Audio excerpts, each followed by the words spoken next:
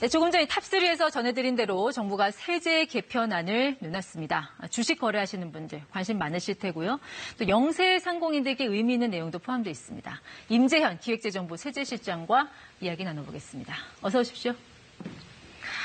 세제실장 하면 기획재정부 내 여러 국실장 중에서도 가장 바쁜 보직으로 꼽히는데 오늘 세제 개편한 내용만 봐도 굉장히 여러 가지 내용들이 있습니다. 그중에서 눈에 띄는 게 이 주식 양도세 부분이요. 당초 이 정부 안과는 좀 바뀌었어요. 아무래도 이 투자자들 반발을 좀 의식했다 이렇게 봐야 될까요? 예, 정부는 지난 6월 25일에 금융세제 선진화 방안을 발표했었습니다. 네. 근데 발표하면서 공청회 등 그 국민 의견을 수렴해서 최종 정부안을 발표한다고 했었고요. 저희가 발표한 이후에 말씀하신 대로 많은 의견이 있어서 그걸 수용해서 이번에 최종안을 발표하게 되었습니다. 네, 바뀐 내용을 잠시 보면서 설명을 드리겠습니다. 자, 이 주식 양도세 기본 공제액이 초안에서는 2천만 원이었는데 이게 5천만 원으로 올라갔네요. 예, 그렇습니다. 네, 어떻게 해서 이렇게 바뀌게 된 건지. 아까 말씀드린 것처럼 당초에는 2천만 원 기본 공제가 있었는데요. 네. 이걸 5천만 원 하면서 또 저 밑에 나와 있는 것처럼 공모 주식형 펀드라고 그 국민들이 많이 간접 투자하시는 부분이 있습니다. 그 네. 부분에 대해서는 기본 공제가 없었는데 공모 주식형 펀드하고 상장 주식 합쳐가지고 5천만 원으로 기본 공제를 대폭 상향했습니다. 참고로 저 5천만 원 기본 공제액은 네. 그 다른 금융 선진국에서는 있지 않은 굉장히 높게 설정되어 있는 비과세 금액입니다. 그러니까 예를 들어서 주식 투자로 7천만 원을 벌었다 그러면 5천만 원은 공제를 해주니까 그거 빼고 남은 2천만 원에 대해서만 세금을 내게 되는 거예요. 예, 그렇습니다. 네. 그런데 이 주식으로 항상 수익을 낼 수만 없을 테고 이 손실을 보는 부분, 이 부분도 좀 감안을 했다고 들었어요. 예, 저희가 이번에 그 금융 투자 소득, 주식 양도 소득에 대해서 과세를 도입하면서 고려한 부분이 그런 부분도 있습니다. 지금까지는 이익이 나도 과세가 안 되지만 손실이 나도 아무런 세법상 조치가 없었습니다. 네. 근데 저게 도입되게 되면 23년부터는 만약에 23년에 2천만 원의 투자 손실이 났는데 네.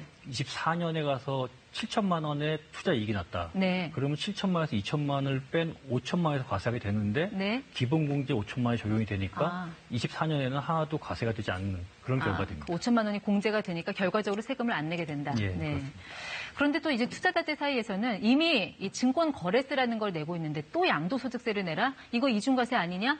이런 논란도 있습니다. 예, 그런 지적을 저희가 많이 듣고 있고요. 근데 그 부분에 대해서는 좀 설명을 드리고 싶습니다. 그 이중과세라는 게 예를 들어서 부동산을 예를 들면 쉽게 이해하실 것 같은데요. 저희가 부동산을 팔면 양도소득세를 내는데 네. 부동산을 취득할 때도 거래 단계에서도 취득세를 냅니다. 네. 그래서 그걸 이중과세라고 이렇게 지적하지는 않거든요. 그러니까 주식도 양도 시점에서 이익에 대해 세금을 내는 거, 그게 이제 소득세고 팔 때 거래세를 내는 부분인데 아까 저기 나와 있는 것처럼 네. 5천만 원까지는 양도 차익 5천만 원까지는 소득세를 내지 않습니다. 네. 그러니까 5천만 원 이하 구간에서는 거래세만 내기 때문에 이중과세가 아니고 5천만 원 초과하는 이 구간에서는 또 거래세 부담한 부분을 비용으로 공제해 줍니다. 그러니까 이중과세가 아니라는 말씀을 드립니다. 네. 그런데 이제 거래세 말이죠. 그 인하 시기를 1년 정도 앞당겼어요. 예. 그런데 이제 거래세는 폐지한다는 게 이제 여당의 총선 공약이기도 했는데 어떻게 궁극적으로는 폐지로 가는 겁니까?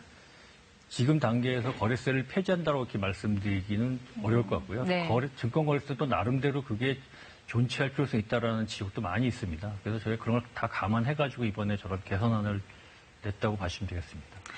주식 투자자들을 좀 배려한 조치라고 하셨는데 내용을 보니까 이게 영세 사업자들 배려한 그런 대책도 좀 포함이 돼 있더라고요. 부가가치세, 간이과세, 이 적용 기준을 좀 손에 보셨는데 이 부분도 좀 설명을 해주시면요.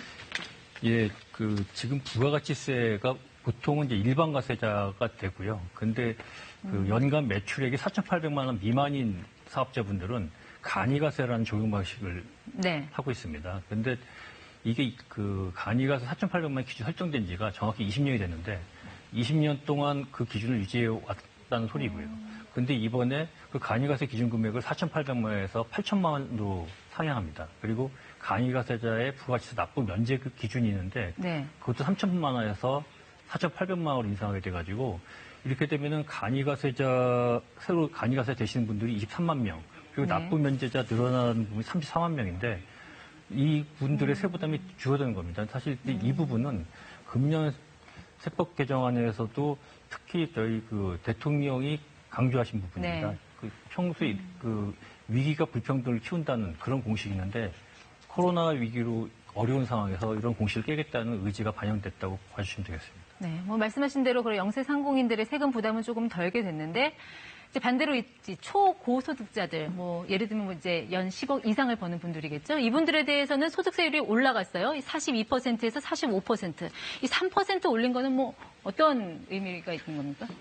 예, 다들 아시다시피 좀 코로나19로 인해서 저소득층의 어려움이 가중되고 그리고 이제 소득 분배 상황도 좀 나빠지고 있는 상황입니다. 네. 그런 상황에서 저희가 외국의 최고세율 정도를 다 참조해서 45%의 최고세율을 갖고 있는 나라가 선진국들이 꽤 있습니다. 그래서 사회 연대를 강화하자는 차원에서 네. 우리 사회의 극히 소수에 해당하는 10억 원 이상의 연간 이익을 내시는 분들이 세금을 좀 더 내주십사 하고 개정안을 만들었습니다.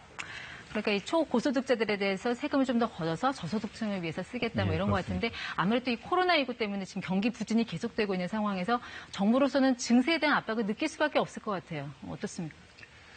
예, 그런 지적을 많이들 하시고요. 당연히 정부가 재정을 운영해 나가기 위해서는 세금을 거둘 필요가 있는 것입니다. 뭐 가정도 다 마찬가지고요.